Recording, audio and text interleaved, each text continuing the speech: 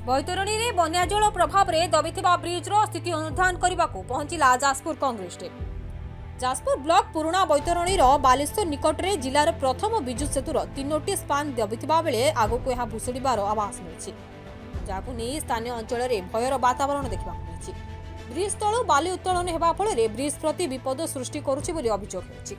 यह ब्रिज 17 कोटी टंका व्यय अटकल 2014 मसीह विजु सेतु योजन निर्माण होता, किंतु 17 वर्ष गला नहीं बोली स्थानीय लोक मैंने अभियोग करछन्ति।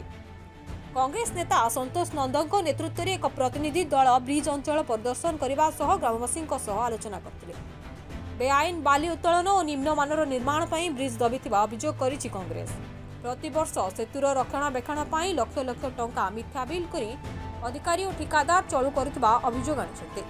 एभली परिस्थिति प्रशासन को सीधासलख दायी करिछि कांग्रेस।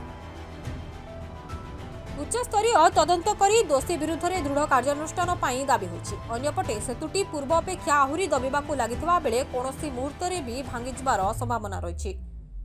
एबे ब्रिजर दुई मुंडरे बाउंस बांधी यातायात को संपूर्ण निषिद्ध करिछि जिला प्रशासन। फल 5 गोटी पंचायत जीवन रेखा सदृश सेतुटी यातायात बंद फल सेमानक दैन जीवन समस्या देखा देछि। जिला प्रशासन विकल्प पंथा बाहर करबा पई दाबी होछि। 1942 मसीह जो सरपंच थी मुझे से दाबी गोटे सेतु निर्माण करा पिलाघाट पाखे सेतु निर्माण करा बड़ी बैतरणी नदी निर्माण करा बारंबार दाबी एवं आमर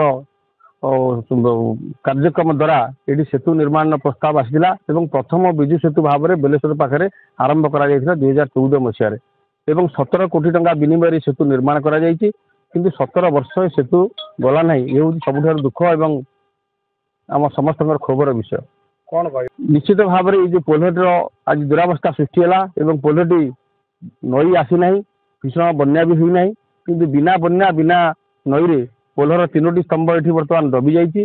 प्राय 6 फुट तलू को छात देखिए ब्रिज छात को जी 5-6 फुट छात तलू को खसी जाइए। जो लोकंर स्वप्न था ये गमनागमन से लोकंर स्वप्न आज भुशुड़ी जाइए। आमर जो दीर्घ दिन दाबी फल सेतुटी करा से दाबी भी आज अजदार्थ हो दाबी आज पूरण हेले भी किंतु लोकों काम लगी पारना।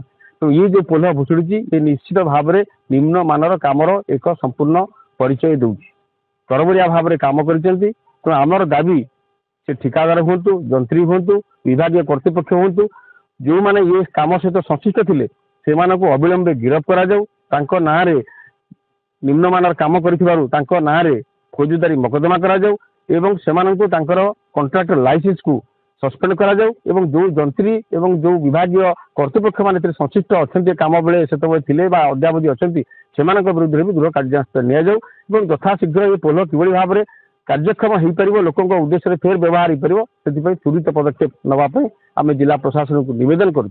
एसहित जिला प्रशासन को भी आम एड़े पारिबा नहीं कौन राज्य सरकार को भी प्रश्न में उड़े पारिबा नहीं। नियम अच्छी पोल ठारू 500 मीटर दूर में बाली उत्तोलन हवा कथा किंतु आप देखो पोल खुंट मूलर किभली भाव में खाल कर बाली उत्तोलन कर ये बाली उत्तोलन क्या स्वार्थ से प्रशासन कहीं निदा दृष्टि शोता यदि प्रशासन आसी था बाली उत्तोलनकारी को अटकई था पोलर भाग्य एभली भी हो था। तेणु बाली उत्तोलन कर पोल को दुर्बल कर बाली उत्तोलन क्षेत्र में सरकारी प्रशासनिक अधिकारी और बाली माफिया जो मधुचंद्रिका आज एक विराट विपद को टाणी आनी। तो जो मैंने बाली माफिया से विरुद्ध भी कार्यानुष्ठान नि जाऊ। जो मैंने बाली माफिया को सहयोग कर तहसीलदार हूँ जिला प्रशासन जो प्रशासनिक अधिकारी हूँ से विरुद्ध भी अविलंबे कार्यानुष्ठान नि जाऊ एक उच्चस्तरीय वैषयिक तदंत करा ये कार्यक्रम में जो मैंने संश्लिष्ट अच्छा समस्त विरुद्ध में दृढ़ कार्यानुष्ठान आज कांग्रेस दल दाबी करुच्ची।